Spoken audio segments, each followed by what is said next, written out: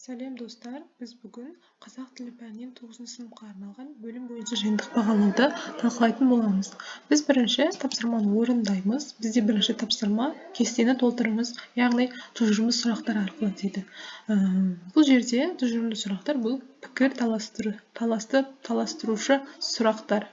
Мәтіннің нақты бір бөлігін интерпретация немесе талдау жасау арқылы жауап беріледі.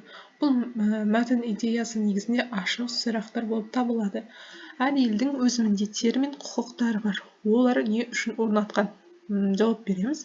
Адам өз құқығын білмеу ол үшін қандай да бір жайсыздықтар алып келеді деп ойлайсыз ба? Яғни біз жерде бұл жерде біз пікір таластырушы сұрақтарды қоямыз. Яғни дебат деп айтады, пікір таластырушы. Яғни дебатқа арналған сұрақтар берілген. Екінші тапсырма бізде берілген. Көрсетілген мәселе бойынша келісу келіспеу себептерін айқын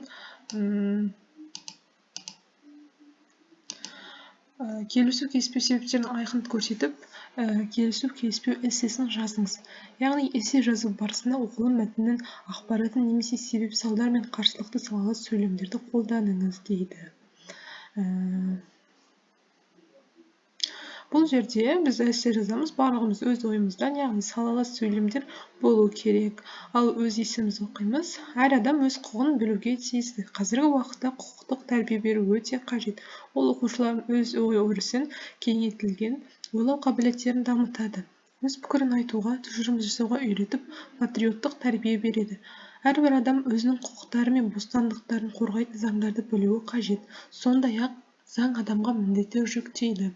Адам басқалардың құқықтарын бұзбауы, олардың өмірі мен денсаулығына, ар-намысына қол сұқпауы керек. Адам түрлі жағдайда өмір сүреді. Отбасында, жұмыста, мектепте және көпшілік жерде. Адамның қоғам мен мемлекет алдындағы міндеті мемлекетті қорғау, салық төлеу, мемлекет пен рәміздерді құрметтеу. Сен сияқты қаншама адам дүниеге келеді. Осы адамдардың барлығы бір заңға бағынады, яғни келіседі. Ол конституция деп аталады. Әр елдің мемлекеттің өз азаматтарына арналған заңы, конституциясы бар. Бұл заңда құқықтарымыз ғана емес, міндеттеріміз де қатар кіреді. Оның дәлелі міне, сен бүгін мектепте отырсың. Сен барлық адамдар сияқты оқуға, білім алуға құқығың бар. Сонымен қатар сенің де міндетің бар. Сен орта білім алуға міндеттісің. Қазақстан Республикасы заңдарымен өз құқығымызбен танысып, оны білуіміз керек. Қорытындылай келе осы мәтінмен мен толық келісемін.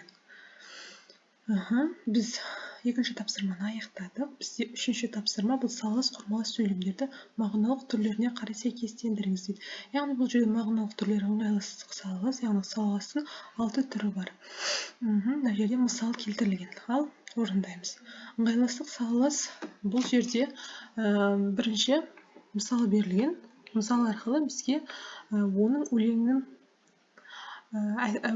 өлеңнің балаларға әсері еткендігі сонша олар әлгі партизан шалды көз алдында шын көріп тұрғандай болды деп айтады.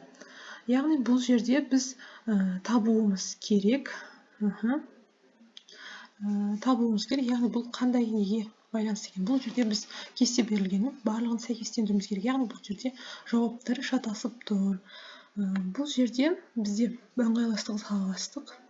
Бұл жерде бұл болып табылады. Яғни ыңғайластық келгендер арасынан Абай бұрыннан білетін Дәндібай, Еренай сияқты қарттар сияқты бар және 2-3 орта жастағы адамдар бар дейді. Яғни ыңғайластық салаластық соған жатады. Екіншісі қарсылықты салалас. Қарсылықты салаласқа бұл жерде ГД жатады. Үйде шешен дауда жоқ. Себеп салдар салалас бұл бізде, яғни А жауабы, оның өлеңнің балаларға әсер еткендігі сонша, олар әлгі партизан шалды көз алдында шын көріп тұрғандай болды дейді. Төртіншісі бізде бұл түсіндірмелі салалас. Төртіншісі бұл Ғ-ға жатады. Жауабы еңбек қылмай тапқан мал дәулет болмас. Яғни қар суы секілді тесуалар дейді. Түсіндірмелі салалас. Яғни бұл жерде түсіндірмелі түсіндіріп тұр. Яғни еңбек қылмай тапсаң, ол қар суы секілді суалып кетеді дейді. Бесіншісі талғаулы салалас. Бұл жерде бізде жауабы. Ол кезде мен толқындай шапшыған сөздерді жақсы көрушім. Я болмаса шапқан атта шаңдатқан сөздерді жақсы көруші ем дейді.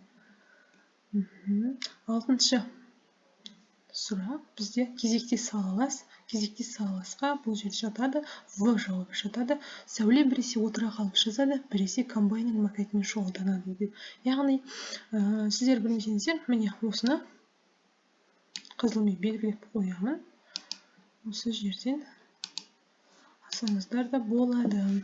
Ал достар, біз қазақ тілі пәнінен 9 сыныптың ЖБ тапсырмаларын аяқтадық. Егер біздің видеомыз ұнаса, бізге лайк басып, комментарий жазып, подписаться етіп кетіңіздер. Бұл сіздердің менің еңбегімді бағалағандарыңыз болып табылады.